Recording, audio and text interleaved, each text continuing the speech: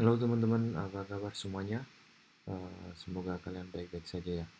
Baik, di video kali ini saya akan menjelaskan eh, bagaimana kita mengolah data untuk mencari reliability dari data kita yang akan kita gunakan untuk penelitian. Sebelumnya, jika saya masuk ke prakteknya, sebaiknya saya jelaskan dulu sedikit tentang apa itu reliability. Jadi seperti yang sebelumnya mungkin saya sudah sampaikan di kelas bahwa ketika kita ingin melakukan pengukuran dari sebuah variabel, karena dalam penelitian kita akan menguji atau mencari hubungan antar variabel, maka untuk mengukur variabel, yaitu variabel yang dalam kaitannya dengan kasus ini adalah variabel persepsi, maka biasanya kita mengukur dengan beberapa item pertanyaan.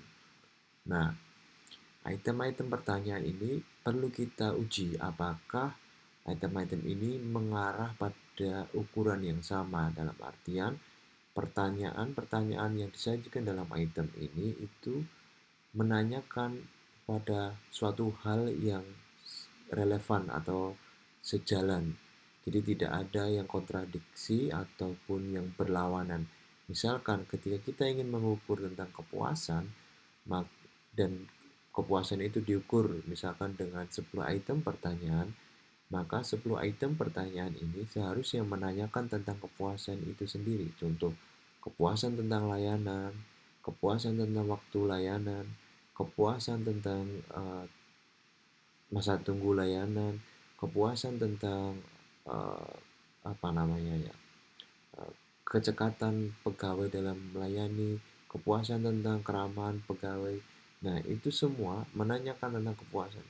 Jangan sampai ketika kita mengukur variabel kepuasan, tapi tiba-tiba kita menanyakan tentang loyalitas, atau kita menanyakan tentang um, uh, banyak hal ya yang tidak ada kaitannya dengan kepuasan sama sekali.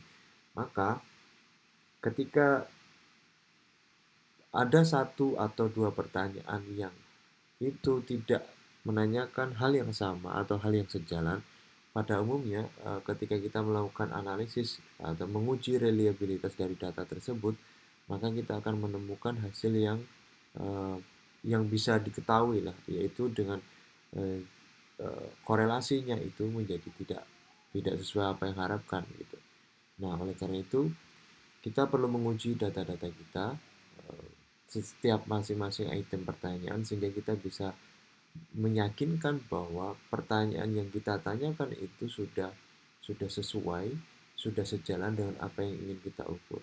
Atau bahkan kadang ketika kita apa namanya menanyakan hal yang sama, yaitu tentang kepuasan, tapi karena kalimat yang kita gunakan itu tidak jelas, membingungkan, sehingga membuat responden itu sulit untuk memahami, sehingga dia menjawabnya juga menjadi ragu. Nah, terkadang jawaban yang ragu, jawaban yang tidak apa namanya, mereka tidak yakin itu bisa menghasilkan jawaban yang tidak sesuai atau tidak sejalan dengan jawaban pertanyaan-pertanyaan yang lain. Oke, mungkin itu saja eh, apa namanya penjelasan awal terkait dengan reliabilitas. Nanti kita pelajari lagi, perdalam lagi dengan melakukan prakteknya sehingga kita apa namanya mungkin akan bisa lebih memahamkan. Untuk melakukan, saya kali ini menggunakan data survei yang biasanya kita sudah gunakan di kelas eh, untuk bisa menguji reliabilitas item-item pertanyaan yang digunakan untuk mengukur variabel. Kita bisa lakukan dengan mengklik analyze. Oh, sebelumnya saya sampaikan bahwa setiap variabel yang digunakan dalam penelitian itu perlu diuji reliabilitasnya. Sehingga misalkan ada variabel kepuasan, loyalitas, kemudian uh, apa namanya retensi. Nah, itu setiap dari variabel itu memiliki item pertanyaan yang berbeda untuk mengukur, dan oleh karena itu setiap dari variabel itu juga perlu diukur reliabilitasnya. Apakah item-item pertanyaan ini benar-benar bisa mengukur variabel. Reliable artinya bahwa dia konsisten. Artinya, jika responden hari ini mengisi dan responden besok mengisi, jawabannya akan sama. Misalkan ya, tapi pada prakteknya tidak dilakukan dua pengisian seperti itu. Atau jika itu memang mengukur kepuasan, tipikal dari masing-masing responden, maka akan memberikan jawaban atau hasil pengisian kuesioner yang setipe lah, tidak terlalu berlawanan, tidak terlalu berbeda. Tapi jika tiap masing-masing responden memiliki jawaban yang sangat berbeda, maka itu akan menjadi pertanyaan. Apakah pertanyaan item-item pertanyaan di dalam pengukuran variabel itu memang benar-benar jelas pertanyaannya, benar-benar mengukur variabel tersebut dan bisa dipahami oleh responden. Oke, saya lanjutkan. Untuk bisa mengukur reliabilitas dari sebuah variabel, pengukuran variabel, kita klik analyze, kemudian kita pilih scale, kemudian di sini ada reliability analysis. Kemudian seperti yang saya sampaikan di sebelum-sebelumnya, bahwa setiap variabel bisa jadi umumnya bisa jadi itu diukur melalui beberapa item pertanyaan. Tidak hanya 1, 2, 3 atau bahkan bisa sampai 6. Contohnya adalah apa yang saya tunjukkan di dalam layar ini. Misalkan kita ingin mencoba mengukur life satisfaction. Life satisfaction itu diukur dengan 5 pertanyaan. Maka kita tinggal memasukkan life satisfaction ke dalam box item kelima-limanya.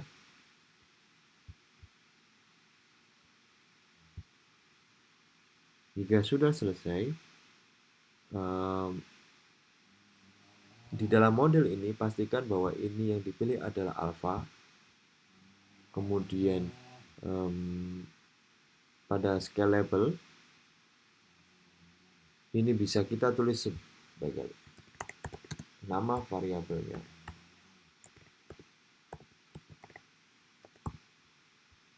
Kemudian dalam statistik kita bisa isi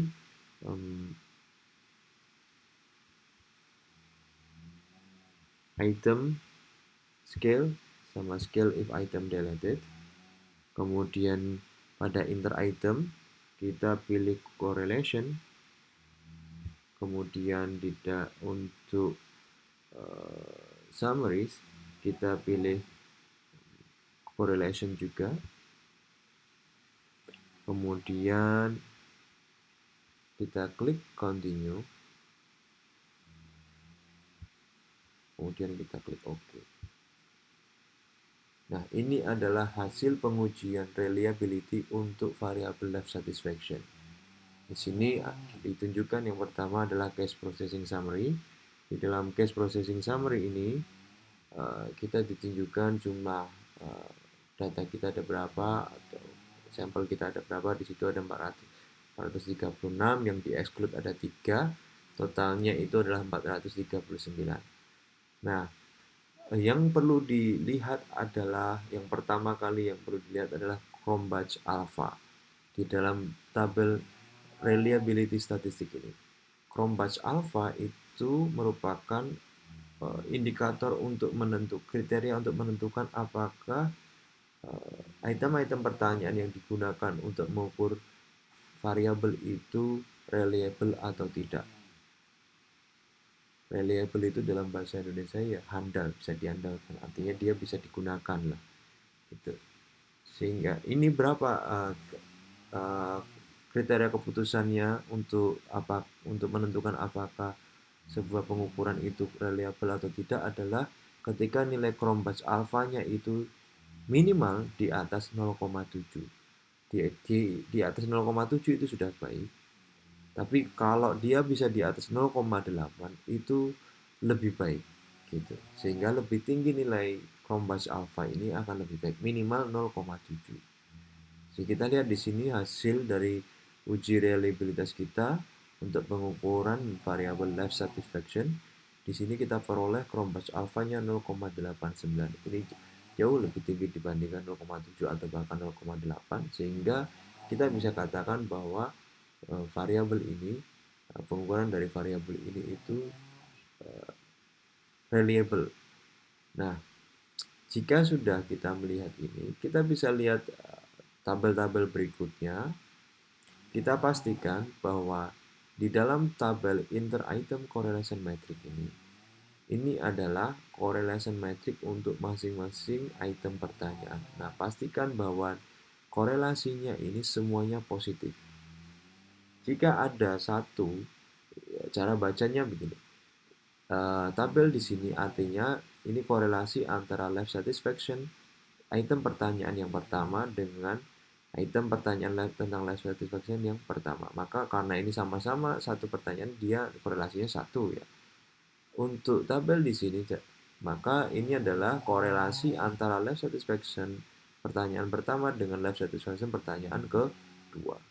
Yang di sini pertanyaan pertama dengan pertanyaan ketiga dan seterusnya. Yang di sini berarti pertanyaan kedua dengan pertanyaan pertama. Maka di sini nilainya sama dengan yang sini karena ini korelasi pada dua variabel yang sama. Nah, pastikan bahwa korelasi dari masing-masing item pertanyaan ini memiliki nilai yang positif. Semuanya memiliki nilai positif. Jika ada yang bernilai negatif, maka itu adalah warning untuk teman-teman. Teman-teman antara bisa menghapus item pertanyaan tersebut atau harusnya menghapus, karena jika tidak dihapus itu akan mengganggu, bahkan akan menurunkan nilai Chromebus alpha.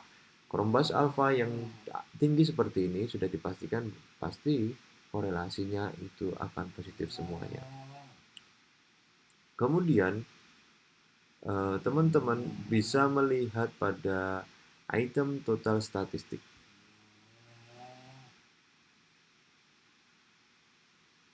Di dalam item total statistik ini, teman-teman bisa lihat ini corrected item total correlation.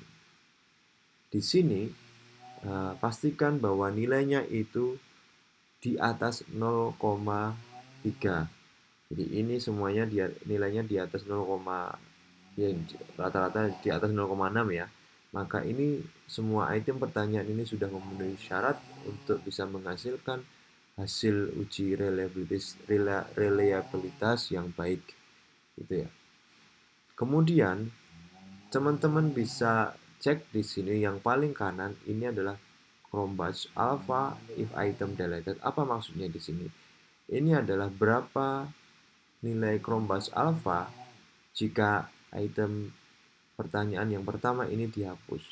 Misalkan di sini nilainya ada 0,861. Maka kalau life satisfaction pertanyaan yang pertama ini dihapus, maka Chromebus alpha-nya yang dihasilkan di atas ini tidak 0,89 lagi, tapi berubah menjadi 0,861. Maka teman-teman, jika misalkan dalam kasus teman-teman mendapati bahwa Chromebus alpha-nya ini di bawah 0,7, maka teman-teman bisa langsung cek dulu di sini apakah ada korelasi yang negatif di sini.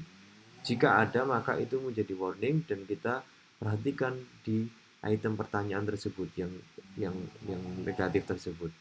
Kemudian kita lihat di sini apakah item pertanyaan yang negatif tersebut menghasilkan corrected item total correlation yang di bawah 0,3. Kalian lihat nggak di bawah 0,3 tapi dia cukup rendah. Oke, itu jadi perhatian juga. Kemudian kalau sudah, kita lihat di bagian Chromebus alpha ini, apakah jika item pertanyaan tersebut di delete itu bisa menghasilkan Chromebus alpha yang jauh lebih tinggi yang bisa membuat pengukuran kita menjadi reliable. Nah, teman-teman harus perhatikan itu ya. Jadi fungsinya ini adalah seperti itu. Teman-teman, yang bagian Chromebus alpha if item deleted ini fungsinya adalah untuk mengetahui jika item pertanyaan tertentu itu dihapus, berapa nilai Chromebus alpha-nya. Dan seperti yang saya sampaikan di pertama tadi, di awal tadi, bahwa untuk menentukan atau untuk mengambil keputusan bahwa pengukuran variabel kita itu reliable adalah jika nilai Chromebus alpha kita di atas 0,7 minimal. Mungkin itu saja penjelasan terkait dengan reliabilitas. Semoga video ini bermanfaat dan teman-teman bisa menggunakannya untuk belajar. Terima kasih, sampai jumpa di video berikutnya.